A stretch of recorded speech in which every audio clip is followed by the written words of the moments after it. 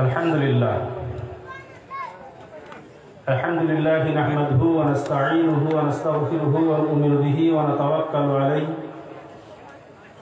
व नऊज़ु बिल्लाहि मिन शुरूरि अनफुसिना व मिन सय्यिआति अअमालिना मन यहदिहिल्लाहु फला मुदिल्ल लहु व मन युद्लिलहु फला हादिय लहु व अशहदु अन ला इलाहा इल्लल्लाहु वहदहु ला शरीका लहु व अशहदु अन्न मुहम्मदन अब्दुहु व रसूलुहु अम्मा बाद अऊज़ु बिल्लाहि मिनश शैतानिर रजीम बिस्मिल्लाहिर रहमानिर रहीम या अय्युहल्लज़ीना आमनुत्तक़ुल्लाह हक़्क़ तुक़ातिही व ला तमूतुन्ना इल्ला व अंतुम मुस्लिमून या अय्युहन्नासुत्तक़ू रब्बकुमुल्लज़ी ख़लक़कुम मिन नफ्सिन वाहिदा व ख़लक़ मिनहा ज़ौजहा व बस्स मिनहुमा रिजालन कसीरा व निसाअ वत्तक़ुल्लाहल्लज़ी तसाअलून बिही वल अरहाम इन्नल्लाहा काना अलैकुम रक़ीबा या अय्युहल्लज़ीना आमनुत्तक़ुल्लाह व क़ूलू क़ौलन सदीदा युस्लिह लकुम अअमालकुम व यग़फिर लकुम ज़ुनूबकुम व मन युति'िल्लाह व रसूलहु फ़क़द फ़ाज़ फ़ौज़न अज़ीमा। सम्मानित আজকের দ্বীন রহমত কনফারেন্সের যোগ্যতম সভাপতি সাহেব, সঞ্চালক, উপস্থিত ওলামায়ে দ্বীন, আমার সামনে উপবিষ্ট আমার বয়োজ্যেষ্ঠ, বয়োকনিষ্ঠ এবং সমবয়স্ক শ্রোতা মণ্ডলী, জবানিকার অন্তরালে আমার স্নেহী মা এবং বোনেরা, যাবতীয় স্তব স্তুতি গুণগান গুণকীর্তন সেই মহান রব্বুল আলামিনের, যে মহান রব্বুল আলামিনের প্রশংসা যদি আমরা অনাদি অনন্ত কাল ধরে করতে থাকি, যথার্থভাবে তার প্রশংসা করা আমাদের মতো ক্ষুদ্রাতি ক্ষুদ্র মানুষের পক্ষে সম্ভব নয়। পৃথিবীর প্রতিটি অণুতে পরমাণুতে যদি আমরা দৃষ্টি নিক্ষেপ করি, তাহলে আমরা দেখতে পাবো তার অনাবিল এক নৈপুণ্য সৃষ্টিশীল। আমরা যে গোটা পৃথিবীর আকাশে বাতাসে গ্রহে নক্ষত্রে আল্লাহর দিকে তাকাই, স্রষ্টার দিকে তাকাই, কোটি কোটি তার সৃজনশীলতার অনেক কিছু আমরা দেখতে পাবো। কিন্তু বিশেষ করে যে মহান রব্বুল আলামিন অনুপম ভাবে আমাদেরকে সৃষ্টি করেছেন মানুষ হিসেবে, বিশেষভাবে আমাদের মানুষ করার সাথে সাথে জ্ঞান দিয়েছেন, বিবেক দিয়েছেন, বুদ্ধি দিয়েছেন, চেতনা দিয়েছেন। জ্ঞান, বুদ্ধি, বিবেক, চেতনা এটাকে যদি আমরা পর্যালোচনা করি, তাহলে মানুষের জ্ঞানের পরিধি এমন একটি জায়গায় পৌঁছে গেছে, অনেক সাধারণ মানুষটা বিশ্বাস করতে চাইবেন না। বর্তমান এই পৃথিবীর মানুষ এই মহাশূন্যে ঘর তৈরি করে সেখানে বসবাস করছেন। মানুষের জ্ঞান এত পরিধি বেড়ে গেছে, মহাশূন্যতে বাস করছে। তথাপি মহান রব্বুল আলামিন আমাদের বলেছেন ওমা উতিতু মিনাল ইলমি ইল্লা কালিলা। আমাদের বলেছেন আমাদের জ্ঞান দেওয়া অতি সামান্য। যে মহান রব্বুল আলামিন আমাদের জ্ঞান দিলেন, বিবেক দিলেন, বুদ্ধি দিলেন, চেতনা দিলেন, আমাদের সৃষ্টির শ্রেষ্ঠত্ব বলে ঘোষণা করলেন, সেই মহান রব্বুল আলামিন আমাদেরকে আবার বলছেন উলাইকা কাল আনাম, তারা চতুষ্পদ জন্তুর ন্যায়। শুধু একথা বলে ক্ষান্ত হননি, তিনি বলেন বালহুম আযার, বরং তার চেয়ে একটু নিকৃষ্ট। এই আয়াতের পর্যালোচনা করলে বিশেষ করে তিন শ্রেণীর মানুষ এখানে মহান রব্বুল আলামিন বলছেন, যাদেরকে আমি হৃদয় দিয়েছি, হৃদয় থাকা সত্ত্বেও সত্যকে হৃদয়ঙ্গম করে না। যাদের আমি চোখ দিয়েছি, সত্যকে তারা অবলোকন করে না। যাদেরকে আমি কান দিয়েছি, যারা সত্যশ্রী হয় না, মহান রব্বুল আলামিন তাদেরকে বলছেন উলাইকা কাল আনাম। তারপরে বললাম আদর বরং তার চেয়ে নিকৃষ্ট। তাহলে শ্রেষ্ঠত্বের মানদণ্ড একটি, সেটা হলো হক এবং সত্যকে গ্রহণ করে নেওয়া। যারা হককে গ্রহণ করে তারাই শ্রেষ্ঠ, আর যারা হককে গ্রহণ করে না তারা উলাইকা কালানাম, তারা চতুষ্পর্যন্তর নেই। তো যে মহান রব্বুল আলামিন সত্যকে শোনা, জানা এবং মানার জন্য তার আকাশ বাতাস গ্রহ নক্ষত্র দিয়ে পর্যন্ত আসার তৌফিক দান করেছেন, সেই মহান সত্তা নিমিত্তে আমরা তার প্রশংসা জ্ঞাপন করি। সবাই বা সমস্যা আলহামদুলিল্লাহ। অতঃপর পৃথিবীতে আমরা এই মুহূর্তে প্রায় 800 কোটি মানুষ। আগমন কাল অর্থাৎ আদম আলাইহিস সালাম থেকে নিয়ে অদ্যাবধি যত মানুষ পৃথিবীতে এসেছিলেন, বর্তমানে আছেন, অনাগত ভবিষ্যতে যত মানুষ আসবেন, সমস্ত মানুষের মধ্যে যিনি সর্বশ্রেষ্ঠ মানুষ, যার জীবন যদি অধ্যয়ন করি আমরা, তাহলে আমরা দেখতে পাবো এই পৃথিবীর অনেক জ্ঞানী গুণী বিচক্ষণ মানুষের নাম আমরা জানি, কিন্তু একজন মানুষ গোটা পৃথিবীর জন্য, পৃথিবীর প্রত্যেকটা মানুষের জন্য, আপনি একটু ভাবুন, একজন যুবক এবং যুবতী বিশেষভাবে জীবনের একটি পর্যায়ে যেখান থেকে শুরু হচ্ছে সেইখান থেকে নিয়ে, অর্থাৎ একজন পুরুষ কিভাবে একজন নারীকে দেখবে, নারী কিভাবে তার স্বামী পছন্দ করবে, ঠিক এখান থেকে যদি আমরা শুরু করি, অর্থাৎ জীবনের একটি প্রারম্ভিক দিক থেকে যদি শুরু করি, তাহলে তারা কিভাবে বিবাহ সম্পাদন হবে, কিভাবে তাদের দাম্পত্য জীবন চলবে, কিভাবে গর্ভে সন্তান আসবে, কিভাবে ভূমিষ্ঠ হবে, কিভাবে সে শিশু লালিত পালিত হবে, তার কিভাবে শিশু জীবন কাটবে, কিভাবে তার কৈশোর জীবন কাটবে, কিভাবে তার যৌবন জীবন কাটবে, কিভাবে তার বার্ধক্য জীবন কাটবে, কিভাবে তার পৌরত্ব জীবন কাটবে, কিভাবে সে মৃত্যুবরণ করবে, কিভাবে তার দাফন হবে, কিভাবে তার কাফন হবে, এবং শুধু তাই নাই, আপনি একবার জান্নাত জাহান্নাম কিভাবে হবে, গোটা পৃথিবীর মানুষের কাছে সবকিছু তিনি খুলে খুলে আমাদের কাছে বর্ণনা করে গেছেন। তিনি হলেন আমাদের প্রাণপ্রিয় নবী মুহাম্মদ রাসূলুল্লাহ সাল্লাল্লাহু আলাইহি সাল্লাম। সেই নবী সাল্লামের উপরে অগণিত দরুদ ও সালাম বিবর্ষিত হোক। আমরা সমস্যা বলি আল্লাহুম্মা আমিন, আল্লাহুম্মা সাল্লি আলাইহি ওয়া বারিক। সম্মানিত শ্রোতা মণ্ডলী, আপনারা ইতিমধ্যেই অবগত হয়েছেন যে আমার আলোচ্য বিষয়টি হল মানবাধিকার এবং বর্তমান বিশ্ব। এ বিষয়ে কথা বলতে গেলে সুদীর্ঘ সময়, অনেক বিষয় আমাদের জানা বিশেষ প্রয়োজন। তবে প্রথমে বলে রাখি, যে বিষয়গুলো আমার বলার অনেক কিছু থাকলেও সালাফি সাহেব আলোচনার ক্ষেত্রে বেশ কিছু বিশ্ব শান্তির ক্ষেত্রে মানবাধিকারের কথা তিনি তুলে ধরেছেন, আমার কিছু পয়েন্ট তিনি আলোচনা করেছেন। তবে আমাদের মানবাধিকার বলতে আমরা মূলত কি বুঝি, কয়েকটি বিষয় আমাদের অত্যন্ত জানা দরকার। মানবাধিকার কাকে বলে? আমরা প্রত্যেকে জানি, মানুষের যা স্বাভাবিক সহজাত প্রয়োজন তাকে মানবাধিকার বলে।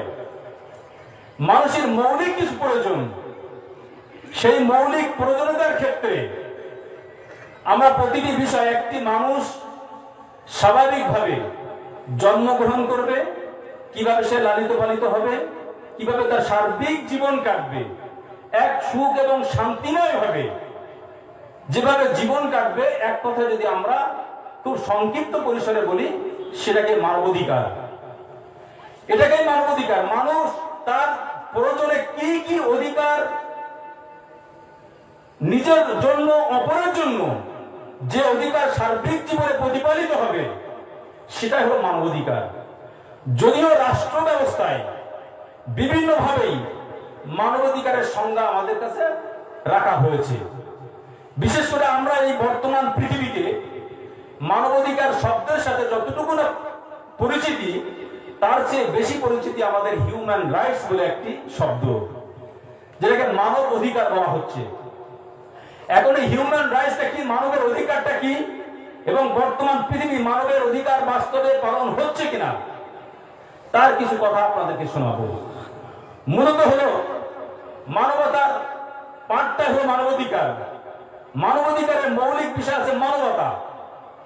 মানবতা যদি আমরা এই শব্দটি বিচার বিশ্লেষণ করি তাহলে আমরা বাংলায় এই শব্দটা পাই মানবতা, ময়কার দন্তন্য বতয়কার। এই শব্দ যদি আমরা বিশ্লেষণ করি তাহলে একটু সংক্ষিপ্ত পরিসরে বলা যায় মতে মানুষ, দন্তারতে নীতি, বতে বাস্তবায়ন আর ততে তাগাদা। মানুষের নীতি বাস্তবায়নের তাগাদাই হল মানবতা, মানুষের নীতি বাস্তবায়নের তাগাদাই হল মানবতা। এখন কথা হলো এই যে আজকের এই সমাজে আমরা হিউম্যান রাইটস, মানবাধিকার বলে চিল্লাচিল্লি করছি, বিশেষ করে আধুনিক এই বিশ্বে এই মানবতা শব্দটি কবে, কোথা থেকে, কাদের কাছ থেকে আমরা পেলাম এটা আমাদের জানার প্রয়োজন।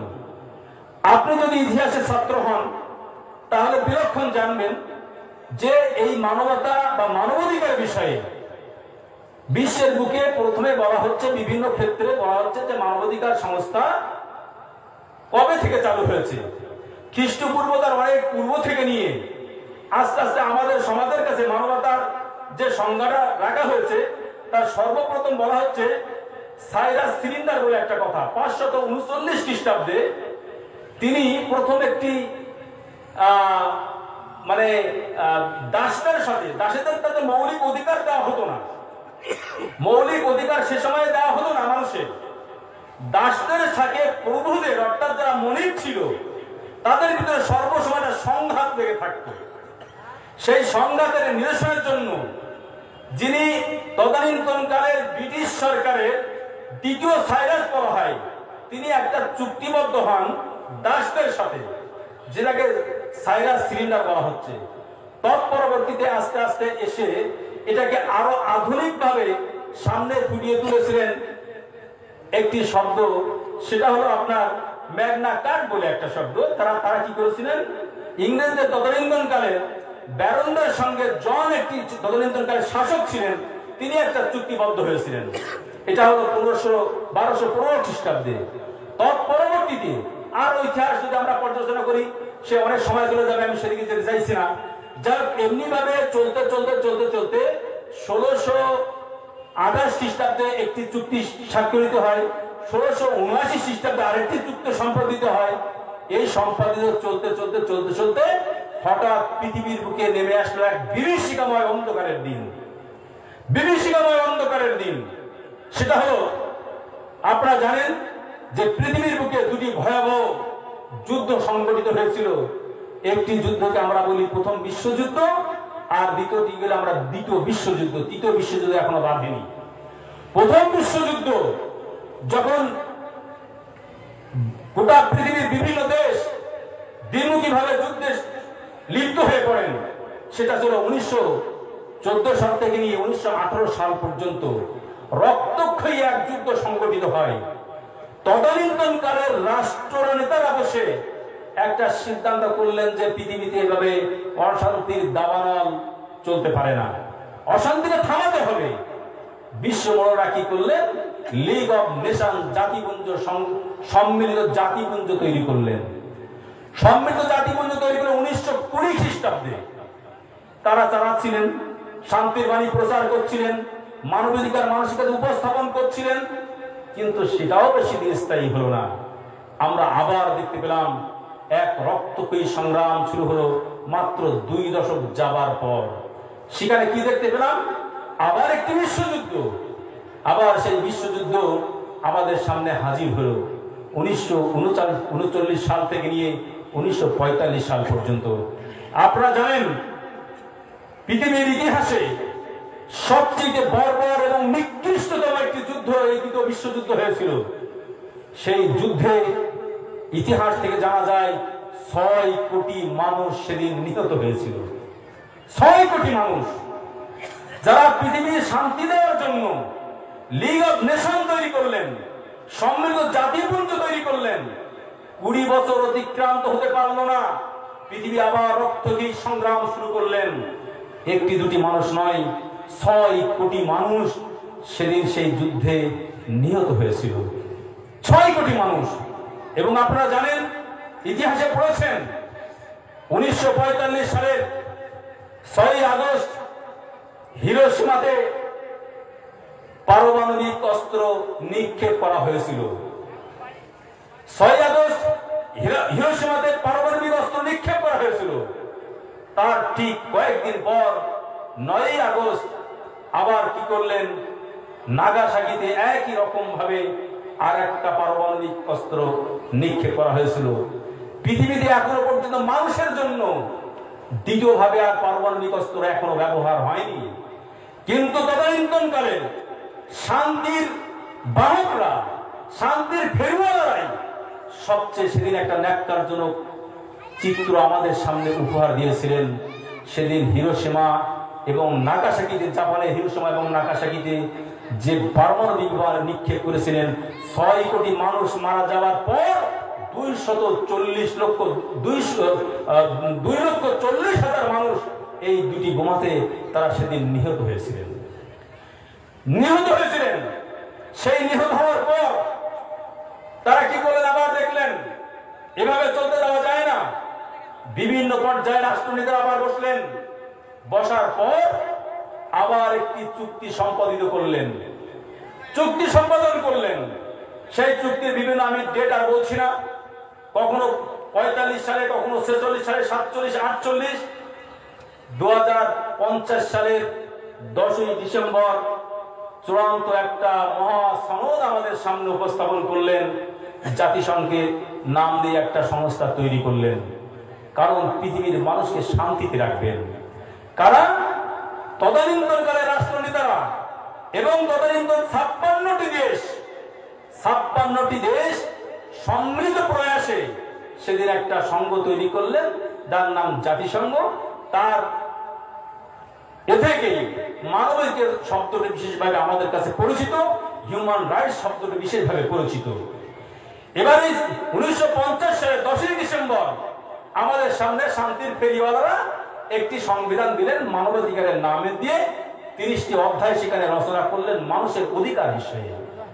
সেই অধিকারে মানুষ স্বাভাবিকভাবে জন্মগ্রহণ করতে পারবে, স্বাভাবিকভাবে মানুষ সমস্ত অধিকার ভোগ করতে পারবে।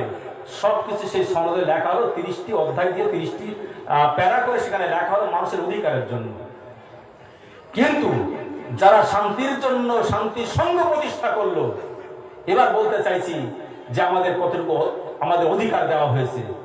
মানুষের অধিকারের মৌলিক বিষয় স্বাধীনভাবে জন্মগ্রহণ করা, জন্মগ্রহণ করার পরে প্রত্যেকটি অধিকার তার ভোগ করা। বিশেষ করে আমরা জানি মানুষের প্রয়োজন বলা হচ্ছে যে তার শিক্ষা, বাসস্থান, চিকিৎসা, এই সমস্ত বিষয়গুলো সেদিন তারা রেখেছিলেন। কিন্তু যদি আমরা দেখি যে সাধারণভাবে স্বাধীনভাবে এই ব্যক্তিরা আজকের আমাদেরকে শান্তির ফেরিওয়ালারা শান্তিতে রেখেছেন কিনা। আশ্চর্যের কথা হলো এই, যারা এই শান্তি চুক্তির মধ্যে আছেন, গোটা পৃথিবীর যারা শান্তি চুক্তির মধ্যে আছেন এই মুহূর্তে গোটা পৃথিবীর 195টি দেশ, যদি আপনি হিসাব করেন শান্তির ফেরিওয়ালারা সবচেয়ে পৃথিবীতে অশান্তির নায়ক, তারাই সবচেয়ে বড় নায়ক। যদি আপনি হিসাব করেন সাধারণভাবে জন্মগ্রহণ করতে দেওয়ার যে ইতিহাস যদি আপনাদের পর্যালোচনা করি, সবটা ব্যাখ্যা করা সম্ভব নয়। তবে শুধু এতটুকুই বলি যে একজন মানুষ পৃথিবীতে শান্তিপূর্ণভাবে আসবেন, এই আসার পথটা পর্যন্ত বন্ধ করেছেন আজকের দিনের যারা শান্তির ফেরিওয়ালা, তারাই। আজকে আপনারা জানেন আমি যে দেশের, আমরা এদেশে জন্মগ্রহণ করেছি, এদেশেই বেড়ে উঠেছি, এই দেশের ইতিহাস যদি শুধু বলি মানবাধিকার যে লঙ্ঘন হচ্ছে। আমেরিকার একটি সংস্থা সমীক্ষা করে দেখানো হয়েছে যে সন্তান ভূমিষ্ঠ হওয়ার পূর্বে ভ্রূণ হত্যা হচ্ছে প্রতি বছরে ভারতবর্ষের মতো মাটিতে 67 লক্ষ ভ্রূণ হত্যা করা হচ্ছে, তাদেরকে পৃথিবীতে আসতে দেওয়া হচ্ছে না। মায়ের গর্ভে তারা জন্মগ্রহণ করেছে, তাদেরকে পৃথিবীতে আসতে দেওয়া হচ্ছে না। প্রতি বছর 67 লক্ষ নারী তার গর্ভের গর্ভস্থ সন্তান পৃথিবীর আলোর মুখ দেখাতে পাচ্ছেন না। এর সবগুলি প্রায় মেয়েদের। আশ্চর্যের কথা এই, এরা আজকে শান্তির ফেরি হচ্ছে, সাধারণ মানুষের সাধারণভাবে জন্মগ্রহণ করার অধিকার দিচ্ছে। যদিও আজকের সমাজে আজকের আমরা দেখতে পাচ্ছি যে পরিবার পরিকল্পনার কথা বলা হচ্ছে, সংখ্যা নিয়ন্ত্রণ করা বলা হচ্ছে। আপনারা দেখেছেন যে বহুদিন পূর্বে চীনে, আমাদের পার্শ্ববর্তী দেশ চীন, সেখানে এক সন্তানের নীতি অবলম্বন করেছিলেন। আজকে দেখা যাচ্ছে যে বার্ধক্যে উপনীত হয়ে মানুষ কর্মক্ষম হয়ে যাচ্ছে। তারা আবার আইন নতুন করে লিখতে হচ্ছে, তোমরা এখন বর্তমান 2 বা 3টে করে সন্তান নাও। পরিবার পরিকল্পনার নামে এক শ্রেণীর মানুষকে বন্ধ্যত্ব পর্যন্ত করে দেওয়া হচ্ছে। আপনার ঘরের, আমার ঘরের যদি মহিলা, আজকের আমাদের দেশে অধিকাংশ ক্ষেত্রে যেটা করা হচ্ছে, যখন সন্তান ভূমিষ্ঠ হবে তাকে নার্সিং হোম বা হাসপাতালে না নিয়ে গেলে আর সন্তান তাদের ভূমিষ্ঠ হচ্ছে না। আপনাকে কখনো জানিয়ে করছেন, কখনো না জানিয়ে করছেন, সেখানে কি সন্তানের নাড়িটা কেটে দেওয়া হচ্ছে। তাহলে মানবাধিকার, যারা মানবের অধিকার, জন্মগ্রহণকারীরা মানবের অধিকার, সেই অধিকারটাকে বঞ্চিত করা হচ্ছে। আজকে দেশের শাসকরা বঞ্চিত করছেন, আজকের দিনে তারা বঞ্চিত করছেন। তাহলে স্বাধীনভাবে জন্মগ্রহণ করতে আমরা পাচ্ছি না। একটা আশ্চর্যের কথা হলো, আগামী দিনে ভারতবর্ষের মানুষও একটা সমূহ সংকটের মধ্যে দিয়ে অতিক্রান্ত করবে বলে আমার মনে হয়। 1961 সালের একটা সমীক্ষাতে দেখা গেছে যে প্রতি পুরুষের ক্ষেত্রে 971 জন নারী পাওয়া যেত। এই 2011 সালের সেন্সাসে বলছে এখন সেটাকে কমতে এখন মাত্র সম্ভবত 921 জনের পুরুষ বিবাহ করতে পারবে, যদি সব একটা করে বিবাহ করে। তাহলে এই মুহূর্তে হাজারে আমরা দেখতে পাচ্ছি প্রায় 70টা নারী আর নেই। তাহলে অসম সংকট গোটা পৃথিবীতে এই নদীর আর নেই যে সন্তান ভূমিষ্ঠ করার অধিকার কেড়ে নেওয়া হচ্ছে। তাহলে মানবাধিকারের নামে আজকে বিশ্বে চলছে এটা কি বুঝতেই পারছেন। এটা হলো জন্মানোর ইতিহাস। যদি আমরা বেঁচে থাকার ইতিহাসের কথা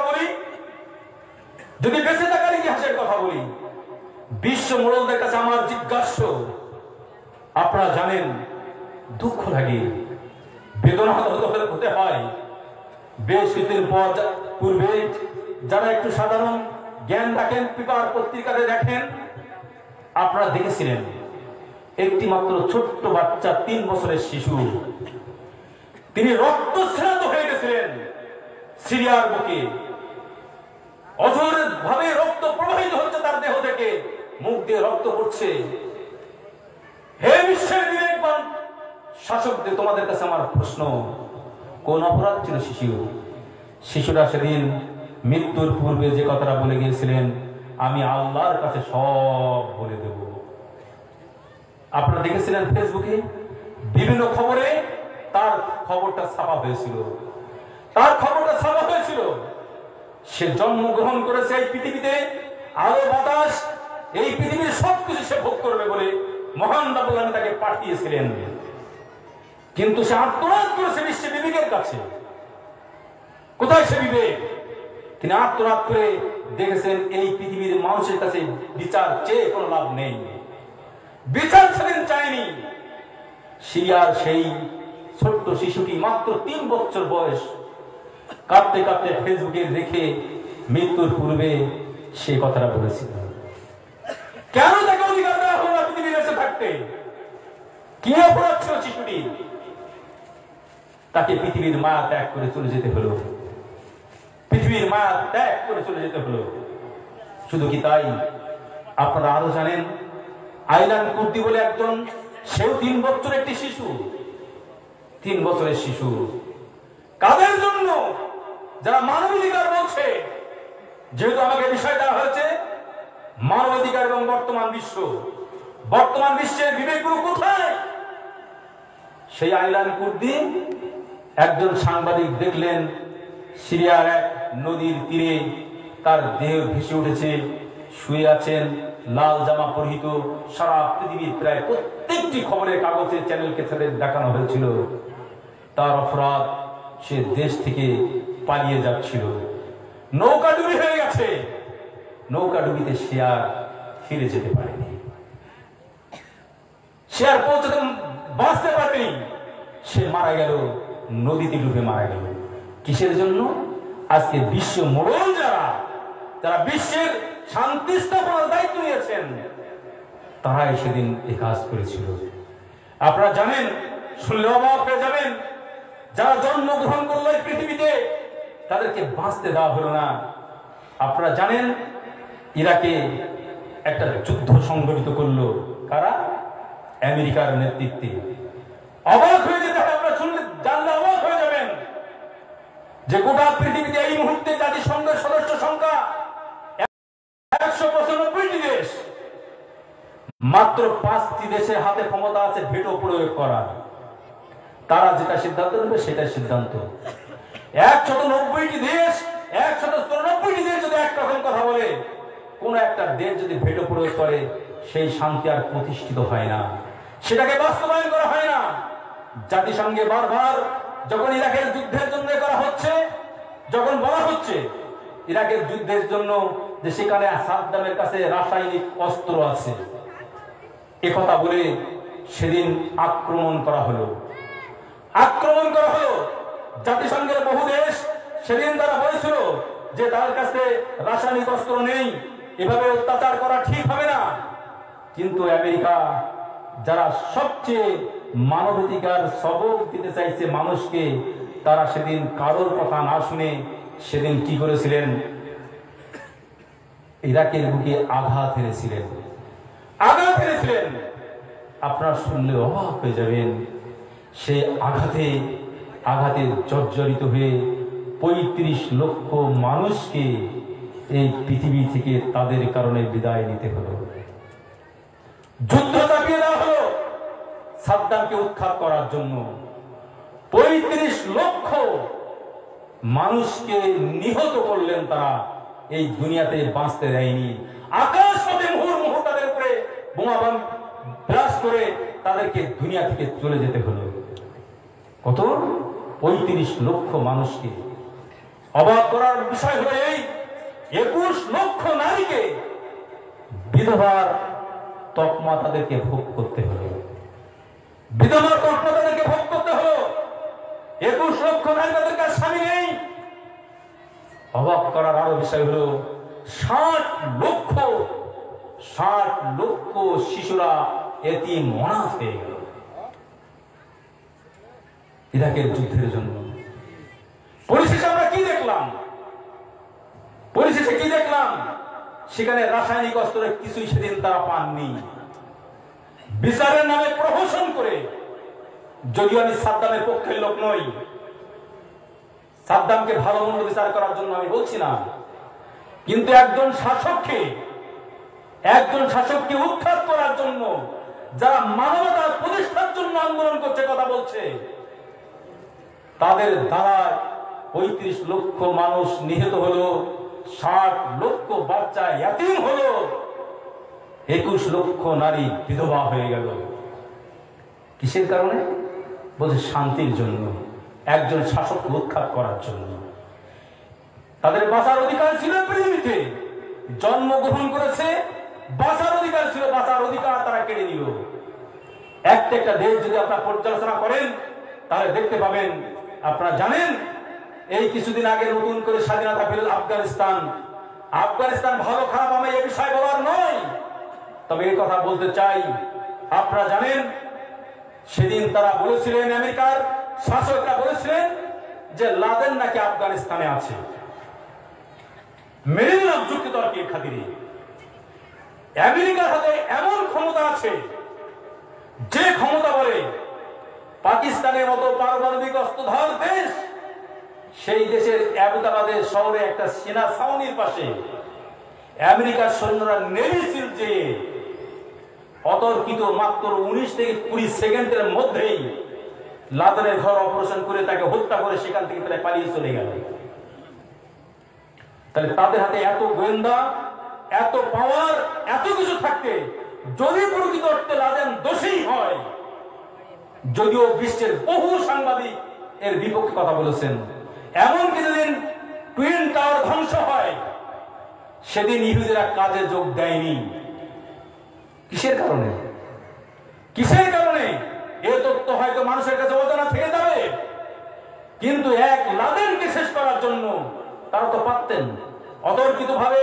ঠিক যেমন পাকিস্তানের বুকে একতেবাদের সেরা সামরির পাশে দিয়ে উপর থেকে আস্তে আস্তে নেমে তার ছাদের উপরে নেমে নেভি সিল দিয়ে কয়েক সেকেন্ডের মধ্যে লাদেনকে হত্যা করা হলো। বারবার কয়েকটা গুলি 5 সেকেন্ডের মধ্যে পরপর 2টি গুলি চালানো হলো, তাকে পৃথিবী থেকে খতম করে দেওয়া হলো। আফগানিস্তানের বুকে পাওয়া যেত না? সেখানে আপনারা পারতেন না, কিন্তু আফগানিস্তানের বুকে একটা যুদ্ধ চাপিয়ে দিয়ে সেখানকার 10 লক্ষ মানুষকে তারা নিহত করলেন। 10 লক্ষ মানুষকে নিহত করলেন। তাদের তো বাঁচার অধিকার ছিল পৃথিবীতে, কিন্তু তাদের বাঁচতে দেয়নি, বাঁচতে দেয়নি।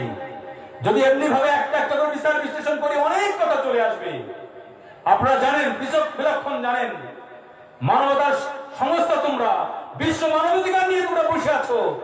বিশ্ব নেতারা কেন আজকের এই অবস্থা চলছে পৃথিবীতে? মায়ানমারের মতো জায়গাতে, পার্শ্ববর্তী দেশ মায়ানমার, কোন অপরাধ? এই পৃথিবীতে শুধু মুসলিম হয়ে জন্মগ্রহণ করাটাই কি আজকে আমাদের অপরাধ? যার কারণে আজকে আমরা গোটা পৃথিবীতে অন্য কোথাও নয়, যে সমস্ত মুসলিম দেশ তাদেরকে টার্গেট করা হচ্ছে। শুধু তাই নয়, যারা এ বিষয়ে কথা বলছে তাদেরকে টার্গেট করা হচ্ছে। কেন?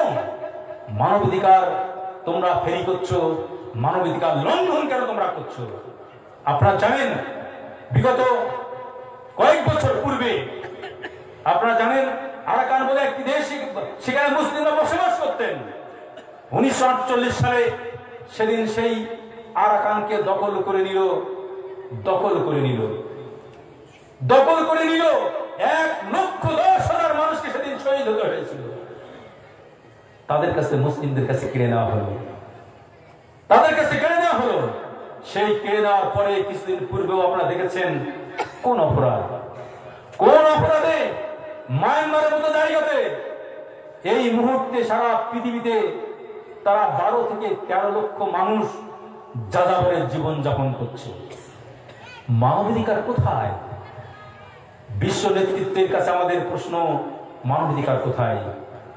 এমনি ভাবে যদি আমি একটা একটা করে বিচার বিশ্লেষণ করি তাহলে দেখব, আপনারা জানেন ফিলিস্তিন যেখানে মসজিদে আকসা অবস্থিত, সেই মসজিদে আকসার ঘটনা আপনারা জানেন। এক আজীব কথা হলো এই, যে দেশটা ছিল মুসলিমদের, দেশটা মুসলিমদের, মুসলিমরা সাধারণত উদার হয়, অনেক বেশি উদার হয়। উদার হওয়ার কারণে আমরা দেখেছি সেদিন কি করেছিল হিটলার, জানেন বিশ্বযুদ্ধের সময়ে 60 লক্ষ ইহুদিকে হত্যা করেছিলেন। সারা পৃথিবী তারা যাযাবরের মতন জীবনযাপন করছিলেন, কিন্তু ফিলিস্তিনের মানুষরা ছিল অত্যন্ত উদার। আর ওই ভিতর থেকে কি করছিল, বিভিন্ন প্রান্তে যে ইহুদিরা আছে ফিলিস্তিনে এসে জায়গা চাচ্ছিল, আর তাদেরকে বসতি স্থাপন করতে দিল, বসতি স্থাপন করতে দিল। সেই দেশে যখন তারা একটু বেশি সংকট হয়ে গেল, সারা পৃথিবীর জন্য একটা, আমাদের মুসলমানদের জন্য একটা সবচেয়ে নেগেটিভ যে দিক তৈরি হলো, সেই ফিলিস্তিনিদেরকে আজকে স্বাধীনতার ঘোষণা করে তাদেরকে স্বাধীন দেশ হিসাবে স্বীকৃতি দেওয়া হচ্ছে না। আর গোটা পৃথিবীর একটি মাত্র ইহুদিদের দেশ, একটি মাত্র দেশ ইসরায়েলকে তারা স্বীকৃতি দিল। মুসলিমদেরকে আজও সে পূর্ণভাবে স্বীকৃতি দেওয়া হচ্ছে না। প্রতিনিয়ত সেখানে যে নির্বাচনী অত্যাচার চলছে, অবর্ণনীয় অত্যাচার চলছে, বিশ্ব বিবেক নির্বাক চুপচাপ বসে বসে দেখছে। মরছে কারা? মুসলিমরা। এভাবে যদি একটি একটি করে বিচার বিশ্লেষণ করি তাহলে মৃত্যুর জন্য তারা কি করছে দেখেন। মানবাধিকার বলছে, মানবাধিকার যেখানে মানুষের অধিকার প্রতিষ্ঠিত হবে, যে আন্দোলন করার কথা মানুষের অধিকার প্রতিষ্ঠার জন্য, কিন্তু সেখানে মানবাধিকার প্রতিষ্ঠার বিপরীতে মানবাধিকার সবসময় লঙ্ঘন করা হচ্ছে। এমনি ভাবে যদি আমরা তাকাই, সারা পৃথিবীর দিকে তাকাই, তাহলে দেখতে পাবো যে মানুষের মৌলিক অধিকারের মধ্যে অন্যতম একটি অধিকার হচ্ছে বাসস্থানের অধিকার দেওয়া। মানুষ স্বাভাবিকভাবে বসবাস করবে, এটাকে তার অধিকার দেওয়া। আপনি জানলে অবাক হয়ে যাবেন, এই মুহূর্তে পৃথিবীতে কয়েক কোটি মানুষ যাদেরকে বসবাসের স্থান নেই। একটু আগেই বললাম যে 13 লক্ষ মতো প্রায় আরাকানবাসী, মায়ানমারবাসী গোটা পৃথিবীতে যাযাবরের জীবন অতিবাহিত করছে সারা পৃথিবীতে। শুধু তাই নয়, আপনারা জানেন ইন্দোনেশিয়া থেকে একটি দেশ ভাগ করা হলো পূর্ব তিমুর বলে। সে দেশের মুসলমানদেরকে তাড়িয়ে দেওয়া হচ্ছে সেখান থেকে। তাদেরকে বসবাসের জায়গা নেই, তাদেরকে বাস করতে দেওয়া হচ্ছে না। তাদেরকে কোথাও গাছতলায়, বাসতলায় বিভিন্ন ভাবে মানবতার জীবন যাপন করতে হচ্ছে। অনেক মানুষ আজকে নৌকাতে, সমুদ্রে মাছ নৌকাতে তারা বসবাস করছে। পৃথিবীতে তাদের বসবাসের জায়গা আজকের এই মানবাধিকার সংস্থাগুলো তৈরি করে দিচ্ছে না। এমনি ভাবে পৃথিবীর কোটি কোটি কোটি কোটি মানুষ যাদের বাসস্থানের জায়গা নেই, কিন্তু মানবাধিকার সনদের মৌলিক যে 30টি অধ্যায় ছিল, একেবারে প্রথম লাইনের প্রথম দিক থেকেই যেগুলো দেখলে দেখতে পাবেন যে বাসস্থানের অধিকার ছিল, বাসস্থানের অধিকার তারা আজকে দিতে চাইছে না। আশ্চর্যের কথা হয়, এই ভারতবর্ষে যেখানে আমরা বসবাস করছি, অবাক হয়ে যেতে হয়। আপনারা জানেন কিছুদিন পূর্বে আসামের বুকে এনআরসির নাম করে কত মানুষকে একেবারে সেখানে তাদের বাসস্থান চ্যুত করার পরিকল্পনা করা হচ্ছে।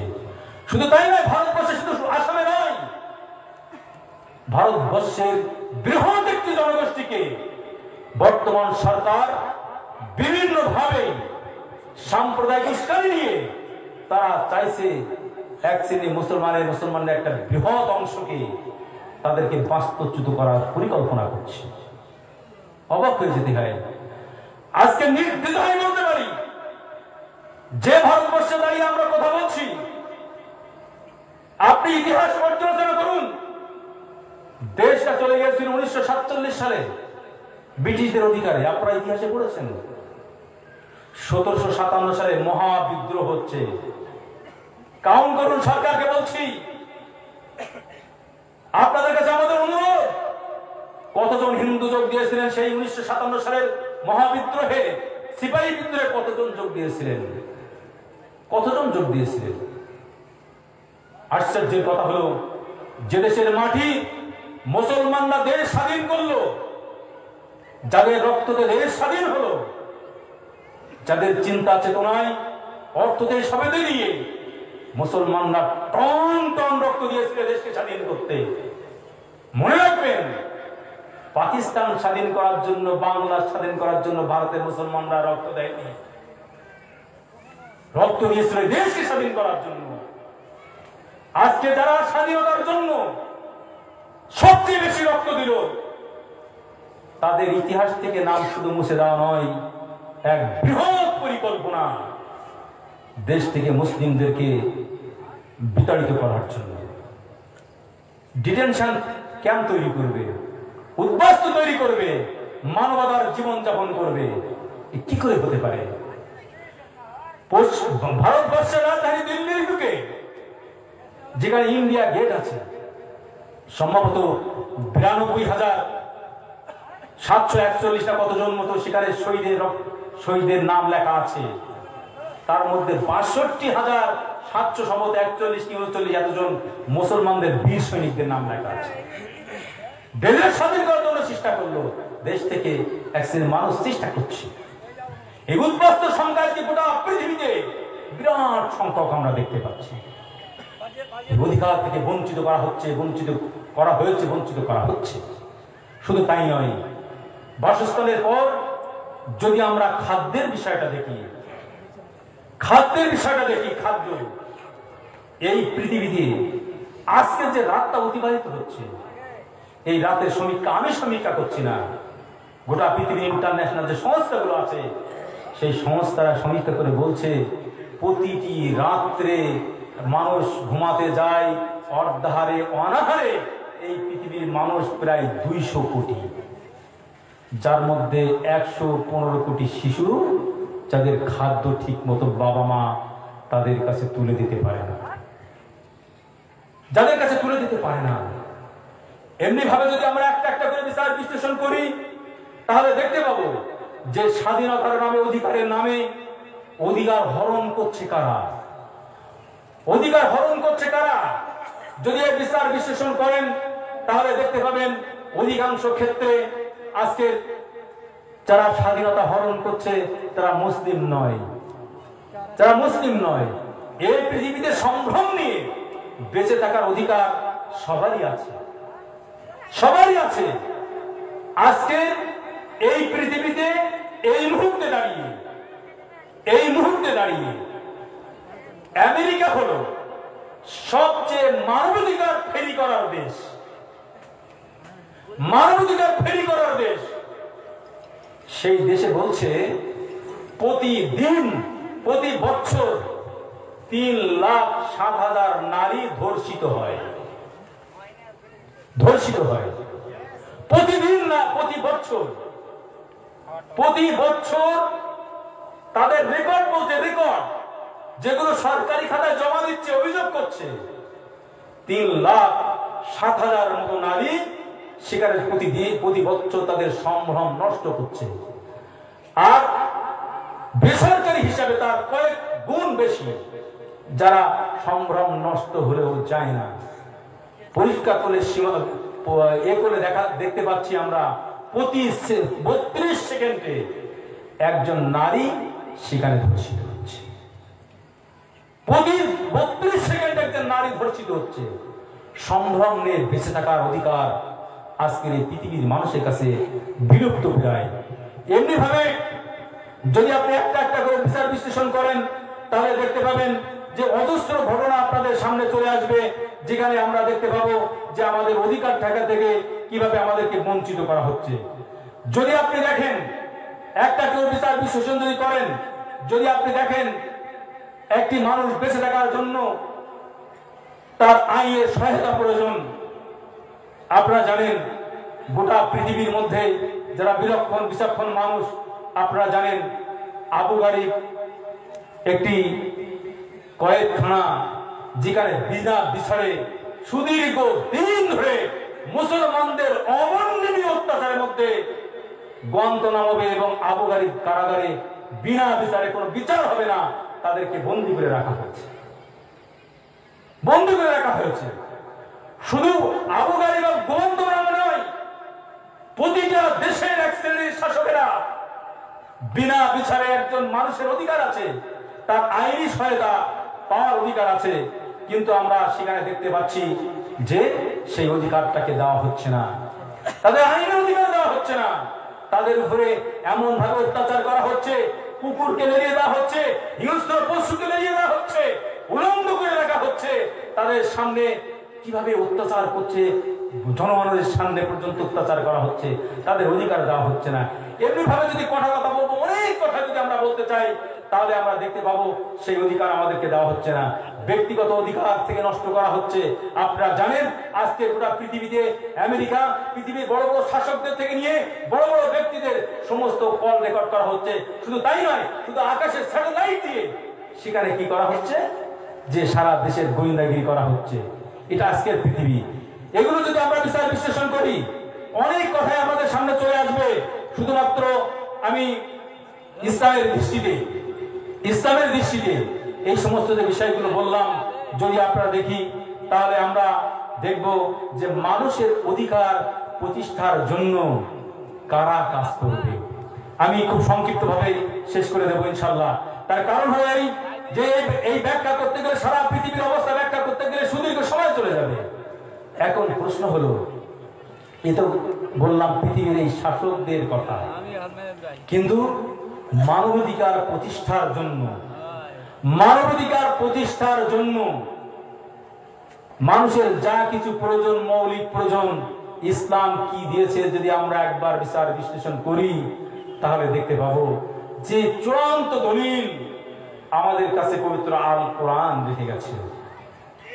প্রথম কথা হলো এই, মানুষ যদি মানুষের জন্য আন্দোলন করে, মানুষ যদি মানুষের অধিকার চায়, তাহলে প্রকৃত অর্থে পূর্ণভাবে সেই অধিকার মানুষ একজন মানুষ আর একজন মানুষের কাছে আইনের মাধ্যমে দেওয়া খুব মুশকিল। ভারতবর্ষ স্বাধীন হয়েছে মাত্র 73-74 বছর, আপনারা জানেন। 1947 সালে দেশটি স্বাধীন হয়, 2021 সাল চলছে। এখান থেকে 10 বছর আগে যদি হিসাব করে ধরি আপনাদের, তাহলে দেখতে পাবো মানুষ মানুষের অধিকার ঠিকভাবে পাওয়ার জন্য ভারতের সংবিধান একবার দুইবার নয়, মাত্র 70 বছর। 2050 সালে দেশ স্বাধীন 47 সালে হয়, 2050 সালের 26শে জানুয়ারি আমাদের দেশের প্রজাতন্ত্র দিবস হিসেবে ঘোষিত হয়। সেদিন থেকে আমাদের সংবিধান রচনা হয়েছে। সেই রচনার ক্ষেত্রে আমরা দেখতে পাই যে দেশ স্বাধীন হওয়ার পর থেকে এই পর্যন্ত নিয়ে 1 শতাধিক বার বেশি দেশের সংবিধান সংশোধন করতে হয়েছে মানুষের শান্তির জন্য। যে সরকার আছে কিছু আইন পরিবর্তন করছে, কিন্তু শান্তি প্রকৃত রক্ত অধারা। কিন্তু যদি শান্তি প্রতিষ্ঠা করতে হয়, তাহলে আইন এমন ভাবে হওয়া দরকার যে আইনের পরিবর্তন হওয়া সম্ভব নয়, প্রথম নম্বর। এবং সেই আইনটা হতে হবে এমন একটি জায়গা থেকে যেখানে ব্যক্তি স্বার্থ জড়িয়ে থাকবে না, ব্যক্তি স্বার্থ জড়িয়ে থাকবে না। আপনারা প্রত্যেকে জানেন যে পৃথিবীতে পবিত্র আল কোরআন এটা স্রষ্টার পক্ষ থেকে আগত। স্রষ্টার পক্ষ থেকে আগত। এক শ্রেণীর মানুষ হয়তো বলতে পারে যে কোরআন যে স্রষ্টার পক্ষ থেকে আগত, তার প্রমাণটা কি? বেশি প্রমাণ লাগবে না, বেশি কিছু প্রমাণের দরকার নেই। মহান ভগবান বলছেন, ইন্না নাহনু নাযালনা যিকরা ওয়া ইন্না লাহু লাহাফিজুন। এই একটি আয়াতে কোরআনে 2636টি আয়াত আছে। যদিও পরম্পরায় আমরা শুনে আসি 6666টি আয়াত, 6236টি আয়াতের এখানে মহান রব্বুল আলামিন এই যে কোরআন আমাদের কাছে দিয়েছেন, এই একটি আয়াতের মোকাবেলা করার জন্য গোটা পৃথিবীর মানুষকে আল্লাহ চ্যালেঞ্জ জানিয়েছেন, তোমরা যদি পারো একটি আয়াত নিয়ে এসো, একটি সূরা নিয়ে এসো। বহু বিভিন্ন কথা বলেছেন। তাহলে কোরআন যে স্রষ্টার পক্ষ থেকে আগত, আর তিনি যে দায়িত্ব নিয়েছেন, যেহেতু কোরআন সংরক্ষণের দায়িত্ব মহান রব্বুল আলামিন নিয়েছেন, এবং যে আইনটা হতে হবে সেটা হতে হবে নির্ভুল আইন, অপরিবর্তনীয় আইন হতে হবে। নির্ভুল আইন যদি আপনি প্রমাণ করতে চান, তাহলে কোরআনের ওই আয়াতের দিকে আসুন, জালিকাল কিতাবুল লা রাইবা ফি। সন্দেহ সংখ্যায় যে মুক্ত পবিত্র আল কোরআন। পবিত্র কোরআনের সংশয় সন্দেহের ভুলের কোনো জায়গা নেই। আর আইন গোটা পৃথিবীর মায়ের মানুষ যদি মনে করে কোরআনের একটা জের জবর নক্তা নতুন করে দেবেন, তাহলে পৃথিবীর মানুষের কাছে সেটা সম্ভব নয়, মান দিতে পারবেন না। মহান রব্বুল আলামিন গোটা পৃথিবীর কাছে, পৃথিবীর মানুষের কাছে ঘোষণা করে দিয়ে বলেছেন, ফালা ওয়ারাব্বুকা লা ইউমিনুনা হাত্তা ইউহাক্কিমুকা ফীমা শাজারা বাইনাহুম। এক দীর্ঘ আয়াত, স্রষ্টার পক্ষ থেকে যে আয়াত, যে নিদর্শন আপনাদের কাছে এসেছে, সেটা সন্তুষ্ট চিত্তে আমাদেরকে মেনে নিতে হবে। এর পরিবর্তন করা যাবে না। তাহলে আইন হতে হবে এমন একটি জায়গা থেকে যে আইনের ব্যক্তির সাথে জড়িয়ে থাকবে না, তাহলে সেটা হলো পবিত্র আল কোরআন। দ্বিতীয় কথা হলো, আপনি যদি গোটা জীবনের প্রতিটা ক্ষেত্রে আল্লাহ রাসূলের দেখেন, তার সুদীর্ঘ 23টি বছর নবুয়তি জিন্দেগি আপনি যদি সামনে আনেন, সময় সংক্ষিপ্ত, অনেক কথা বলার, কিন্তু সময় সংক্ষিপ্ত, শুধু গুটি কত কথা। যদি এতটুকুই আপনি দেখুন, আল্লাহ রাসূল যখন প্রথমত ইসলামের অমীয় সুরা পবিত্র আল কোরআন মানুষের কাছে খুলে খুলে বর্ণনা করছেন, তখনকার অবস্থা, সেই করুণ এবং নাজুক পরিস্থিতিতে খাব্বাব বিন আরাত রাদিয়াল্লাহু তাআলা আনহু, আল্লাহ রাসূল শুয়ে আছেন কাবা চত্বরে, একটা চাদরকে ভাঁজ করে। ঠিক এমত অবস্থা যে খাব্বাব বিন আরাত রাদিয়াল্লাহু তাআলা বলছেন, ইয়া রাসূলুল্লাহ, আমাদের উপরে যে অবর্ণনীয় অত্যাচার চলছে। কোন অত্যাচার? বিলালের উপর অত্যাচার, খাব্বাবের উপর অত্যাচার, সুমাইয়ের উপর অত্যাচার, তাদেরকে নির্বিচারে অত্যাচার চলছে। তপ্ত বালুকার উপর দিয়ে টানতে টানতে হিসড়াতে নিয়ে যাওয়া হচ্ছে। এর মতো অবস্থাতেই খাব্বাব বিন আরাত রাদিয়াল্লাহু তাআলা আল্লাহর নবীর কাছে বললেন, ইয়া রাসূলুল্লাহ, আপনি কি আমাদের জন্য একটু দোয়া করবেন না? ইয়া রাসূলুল্লাহ, আপনি কি আমাদের জন্য একটু দোয়া করবেন না? আল্লাহ রাসূল সেদিন বলেছিলেন, হে খাব্বাব, তোমরা বড় তাড়াহুড়ো করছো, আমি সেই দিনের অপেক্ষা করছি যেদিন সানাতুল বিদা থেকে হজরে মাউত পর্যন্ত একজন নারী সুন্দরী সুস্ত্রী তরুণী নারী পদচারণা করবে, কেউ তার দিকে তাকিয়ে দেখবে না। আমরা ইতিহাস পর্যালোচনা করে দেখতে পাই, ইতিহাস পর্যালোচনা করে দেখতে পাই মাত্র 23টি বছর নবতী জিন্দেগিতে 23টি বছর নবতী জিন্দেগিতে এমন একটি শাসনতন্ত্র সেদিন প্রতিষ্ঠিত হয়েছিল, যেদিন চোর এসে আল্লাহ রাসূলের কাছে ধরা দিচ্ছেন, ডাকাতগুলো ধরা দিচ্ছেন, জিনাখোররা এসে আল্লাহর কাছে ধরা দিচ্ছেন, রাতের অন্ধকারে যে পাপ করেছেন মায়েজ বিন মালিক, তিনি অন্যায় করেছিলেন, জিনা করেছিলেন, পৃথিবীর কোন সাক্ষী ছিল না, পৃথিবীর কোন চর্মচক্ষু দেখেনি। জিনার সাজা ছিল রজম করা যদি বিবাহিত পুরুষ আর বিবাহিত নারী হয়। মায়েজ বিন মালিক সেই রজমের সাজাটা মাটি কোমর পর্যন্ত বুক পর্যন্ত গেড়ে দিয়ে পাথর নিক্ষেপ করে তাদেরকে হত্যা করার বিষয়ে মায়েজ বিন মালিকের মতো সাহাবী আল্লাহ রাসূলের কাছে সেদিন এসে ধরা দিয়েছিলেন। গামিনী বংশের এই মহিলা গর্ভের সন্তান জিনা করে ফেলেছিলেন, পৃথিবীর কেউ দেখেনি। আল্লাহ রাসূলের কাছে বারবার এসে বলছেন, মায়েজ বিন মালিক যেমন বলেছেন, গামিনী বংশের মহিলা বলছেন, আল্লাহ রাসূল বারবার ফিরিয়ে দিচ্ছেন, তারপরও এসে সাজা নিচ্ছে তারা। কোন সে মানবাধিকার প্রতিষ্ঠা হয়েছিল? পৃথিবীর মুখে যত মানবাধিকার প্রতিষ্ঠা হয়েছে, যদি অমুসলিমরা আমাদের এই কণ্ঠ যায় আপনাদের কাছে, তাদের কাছে আমাদের অনুরোধ, এই মিডিয়ার প্রচারযুক্ত ইসলামকে না দেখে সন্ত্রাসী করে দেখানো হচ্ছে মুসলমানদেরকে। পৃথিবীর মানুষকে যদি লক্ষ্য করেন, পবিত্র আল কোরআন এবং হাদিসের কথা, আমার ইচ্ছা ছিল অনেকগুলো পয়েন্ট আলোচনা করা, আপনি অবাক হয়ে যাবেন। শুধু মানুষের অধিকার নয়, পশু পক্ষীর অধিকারের বিষয়ে ইসলাম যে কথা বলেছে পৃথিবীর কোন সংবিধান বলতে পারেনি। আপনারা জানেন না, একজন নারী একজন কুকুর, আমরা আমাদের সমাজে কুকুর একটা ঘৃণিত প্রাণী, কুকুরকে পানি পান করানোর জন্য একজন নারী তাকে জান্নাতি বলে আল্লাহ রাসূল সার্টিফিকেট দিয়েছেন। কোন ইসলামের কথা বলছেন আপনি? হে মিডিয়ার ভাইরা, তোমাদের কাছে আমাদের প্রশ্ন, তুমি কোরআন খোলো, তুমি মদিনার সনদ একবার দেখো, ইসলামের মদিনার সনদ যদি তুমি দেখো, আল্লাহ রাসূল মদিনার সনদে যে কথাগুলো বলে গেছিল, সারা পৃথিবীর মানুষ যদি একদিকে বসে সেই মদিনার সনদ তৈরি করতে চায়, নির্দ্বিধায় বলতে পারি একটা সনদ নতুন করে পৃথিবীর মানুষের কাছে দিতে পারবে না। কোন মানুষ তৈরি করবে? যদি আমরা বিদায় হাতের ভাষণে দেখি, বিদায় হাতের যে ভাষণে আল্লাহ রাসূল যে কথাগুলো বলেছিলেন, পৃথিবীর ইতিহাস যুগ যুগ ধরে ঋণী থাকবে। দুঃখের বিষয় কথাগুলো এই, যখন ম্যান্ডেলা বর্ণ বৈষম্যের জন্য আন্দোলন করে, সে ব্যক্তি নোবেল প্রাইজ পায়, কারণ বর্ণ বৈষম্যের বিরুদ্ধে তিনি আন্দোলন করেছিলেন।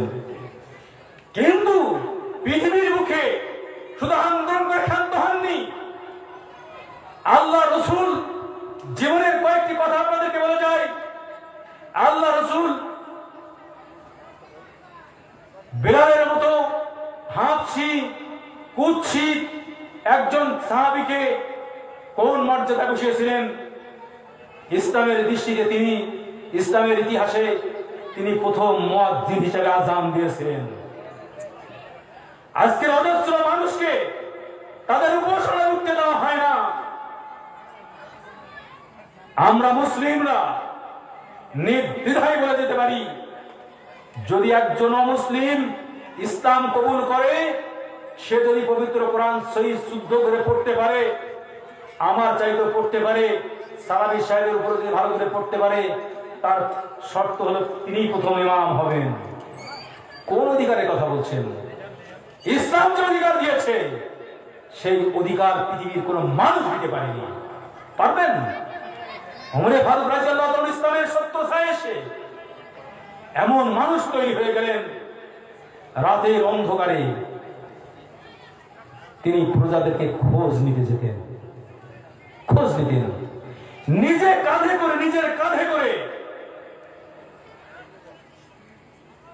অন্ন জুটছে না, রাতের খাবার নেই, বাড়িতে শিশুদের কান্নার হাহাকার রোল উঠছে। ওমর ফারুক রাদিয়াল্লাহু তাআলা নিজের কাঁধে করে খাবার পৌঁছে দিয়েছেন। শাসক হিসেবে ওমর ফারুক রাদিয়াল্লাহু তাআলা বলছেন, ওই ফোরাতের তীরে কোনো মানুষ নয়, ওই ফোরাতের তীরে কোনো মানুষ নয়। যদি একটি ছাগল ছানাও খাদ্য অভাবে মারা যায়, আমি ওমর আমার ভয় হয় কাল কিয়ামতের মাঠে আল্লাহর কাছে আমার জবাবদিহি করতে হবে। এই মানুষ তৈরি করেছে পবিত্র আল কোরআন, মানবাধিকার প্রতিষ্ঠা করেছে আল কোরআন। আজকে এদেশে আমরা দেখতে পেতাম, এদেশের বুকে ইতিহাস সাক্ষী দিচ্ছে, তাদের ধর্মগ্রন্থ পড়লে সামনে ঝাঁটা, পিছনে ঝাঁটা, সামনে ভাড় রাখা হয়েছে, হয়নি? ইসলাম অধিকার দিয়েছে, অবাক হয়ে যেতে হয়। আল্লাহ রসুল যে অধিকারের কথা বলেছেন, প্রতিষ্ঠা করেছেন, সে অধিকারগুলো কত উত্তম ছিল। আল্লাহ রসুলের শেষ একটি ঘটনার কথা বলে আমি আমার বক্তব্য শেষ করব। আপনারা জানেন, আল্লাহ রসুল জীবনের অন্তিম সময়ে, শেষ সময়ে তিনি যুদ্ধে পাঠাচ্ছেন। কাকে সেনাপতি করে জানেন? উসামা বিন জায়েদ। উসামা বিন জায়েদ মাত্র 17 বছর বা তারও ছোট, 17 বছর একটি বালক উসামা। জায়েদের পুত্র, জায়েদকে তিনি ছিলেন দাস, গোলাম। তার পুত্রকে পাঠাচ্ছেন, ওসামাকে পাঠাচ্ছেন সেনাপতি করে যুদ্ধের ময়দানে যাওয়ার জন্য। আর সেই সেনাপতির আন্ডারে যুদ্ধ করতে যাচ্ছেন আবু বকর, ওমর, উসমান, আলী থেকে আরম্ভ করে তদানীন্তনকালের বিখ্যাত সাহাবীরা। এই ইতিহাস কোথায়? ইতিহাস কোথায়? শুধু তাই নয়, আপনারা জানেন, আমি আমার বক্তব্যের একেবারে শেষ পরিসমাপ্তি বলতে চাইছি। আপনারা বিরাক্ষণ জানেন, এত সময় যে আলোচনা করলাম তার সার সংক্ষেপটা আপনাদের কাছে একটু, অনেক কথাই বলার ছিল, অনেক বিষয় বলার ছিল, সময় আর নেই, শুধু এতটুকুই বলবো। ইসলাম যখন পবিত্র আল কোরআন, আল্লাহ রসুল হীরা গুহা থেকে নেমে আসলেন, ইতিহাস অনেক বড়। খাদিজার কাছে এসে যখন আল্লাহ রসুল বিবরণ দিচ্ছেন, খাদিজার কাছে তখন বিবরণ দিচ্ছেন, তখন তিনি ভয় পেয়েছিলেন খুব। কারণ এই সমাজে তখন তিনি তাওহীদের, একত্ববাদের ধারণা তদানীন্তনকালে ওই সমাজে ছিল না। সাহাবীর কথা শুনলেন, তার পিতামাতার কথা শুনলেন, তাহলে কোন অবস্থা ছিল? ঠিক সেই সময়ে তার ধারণা ছিল না। যখন কয়েক বছর তিনি হীরা গুহাতে ছিলেন, যখন শেষ বছরে ইকরা বিসমি রাব্বিকাল লাযী খালাক, এই আয়াত পর 5টি আয়াত যখন নাজিল হলো, আল্লাহ রাসূল হত বিহ্বল হয়ে বাড়িতে ফিরে আসলেন। আল্লাহ রাসূল খাদিজাকে বললেন, আমাকে চাদর দিয়ে ঢেকে দাও, আমাকে চাদর দিয়ে ঢেকে দাও, আমি ভয়ে সন্ত্রস্ত, বিহ্বল হয়ে পড়ছি, আমার ভয় হচ্ছে, আতঙ্ক হচ্ছে, আমি নিঃশেষ হয়ে যাব। অনেক কথাই বলছেন। মানবতার প্রথম সনদ যখন অবতীর্ণ হলো, পৃথিবীর এক বিদুষী মহিলা আল্লাহ রসুলকে বলেছিলেন, আল্লাহ আপনাকে ক্ষতি করতে পারে না। তিনি কি বলেছিলেন? আপনি নামাজ পড়ুন, আল্লাহ আপনাকে ক্ষতি করতে পারে না। আপনি রোজা রাখেন, আল্লাহ আপনাকে ক্ষতি করতে পারে না। আপনি যাকাত দেন, আল্লাহ আপনাকে ক্ষতি করতে পারে না। এই কথাগুলো বলেন। কি বলেছিলেন জানেন? খাদিজা সেদিন বলেছিলেন, সার্টিফিকেট দিচ্ছি, কে দেখুন, ওহির প্রথমেই মানবতার প্রতিষ্ঠার জন্য যে সার্টিফিকেট দিচ্ছেন খাদিজা রাদিয়াল্লাহু তাআলা আনহা, আপনি অভাবীদেরকে খাদ্য দান করেন, দুস্থদেরকে আপনি সেবা দান করেন, ইয়াতীমদের আপনি অন্ন দান করেন, আল্লাহ আপনাকে ক্ষতি করতে পারে না। নামাজ, রোজা, হজ, যাকাতের কথা বলেননি, যদিও সে সময়ে নামাজের ধরন ছিল, রোজার ধরন ছিল আলাদা, কিন্তু ছিল। খাদিজা সেদিন প্রথম সার্টিফিকেট দিলেন এই মানবতার প্রতিষ্ঠার জন্য। তাই মহান রব্বুল আলামিন আমাদেরকে পাঠিয়েছেন গোটা পৃথিবীর মানবতা প্রতিষ্ঠার জন্য দুঃখের বিষয়, বড় পরিতাপের বিষয়, মুসলমানরা আমরা বুঝলাম না। আপনি যদি একজন মুসলিম হন, আল্লাহ রাসূল বলছেন ওই প্রকৃত অর্থে মুসলিম নয় যার প্রতিবেশী অভুক্ত থাকে, হিন্দু নয়, বৌদ্ধ নয়, খ্রিস্টান নয়, জৈন নয়, অন্য কোনো মানুষের কোনো ক্লাসিফিকেশন করেননি। যদি তার প্রতিবেশী অভুক্ত থাকে, প্রকৃত অর্থে সে প্রকৃত মুমিন মুসলমান নয়। আশ্চর্যের কথা, আজকে আমরা সেই মুসলমান। আমাদেরকে মহান রব্বুল আলামিন সৃষ্টি করেছিলেন কিসের জন্য? কল্যাণকামী, অর্থাৎ মানবতার প্রতিষ্ঠার জন্য। এবং প্রথমে এই কথাটা যদি আমরা বিশ্লেষণ করি, আয়েশা খাদিজা রাদিয়াল্লাহু আনহা তিনি প্রথম বললেন, মানবতার সনদ দিলেন। এবং সর্বশেষ আল্লাহ রাসূল যখন মৃত্যু শয্যায় শায়িত, তখন তিনি যে কথা বলেছিলেন, আসসালাত আসসালাত আসসালাত বলে ওমা মালাকাত আইমানুকুম বলেছিলেন। কি বলেছিলেন? তোমার অধীনস্থদের কথা বলে গেছিলেন। অর্থাৎ পৃথিবীতে মানুষ হিসাবে আপনার যারা অধীনস্থ, পৃথিবীর প্রত্যেকটা মানুষের অধীনস্থ, সুতরাং এই অধীনস্থদের দিকে খেয়াল রাখার কথা বলেছিলেন।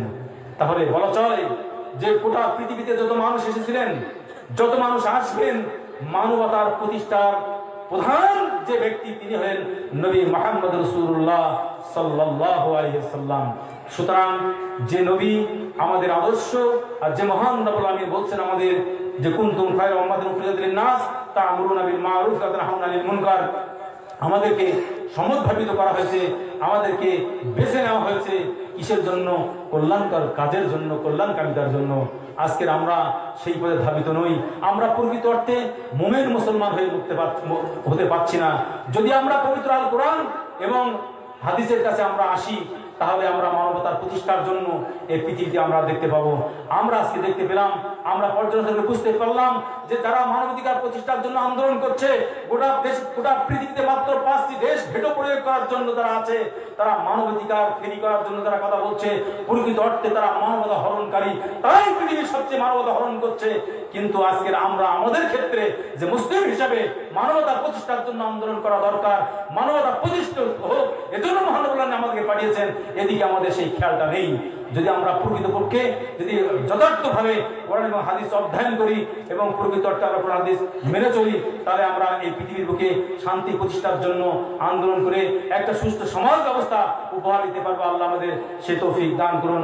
আমিন। ওয়া আখিরু দাওয়ানা আলহামদুলিল্লাহি রাব্বিল আলামিন। আসসালামু আলাইকুম ওয়া রাহমাতুল্লাহ। ওয়া আলাইকুম আসসালাম ওয়া রাহমাতুল্লাহি ওয়া বারাকাতুহু। মাশাআল্লাহ।